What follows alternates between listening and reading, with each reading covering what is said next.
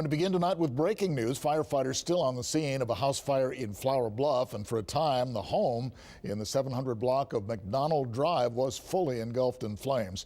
2 people were sent to the hospital tonight. Our Michelle Pedraza is live at the scene with the details on this top story for us. Michelle? Well, Joe, there are still dozens of firefighters out here putting out some of those hot spots. There was about 10 fire trucks that came out. It happened just before 9 tonight. It was a trailer that was fully engulfed in flames here on McDonald Street, and it's now a complete loss. It's a total loss. They are still actively putting out hot spots inside the trailer. Thankfully, everybody that was inside was able to get out safely. It was 3 adults and 2 children.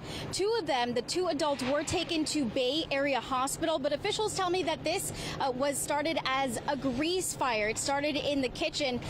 They're still investigating just what was happening inside the kitchen, and we will bring you the latest details as soon as they become available. But they told me that it could have been a lot more dangerous if they hadn't acted sooner. They came out here, and the fire was put out in about 15 minutes. For now, live in Flower Bluff, Michelle Pedraza, 3 News.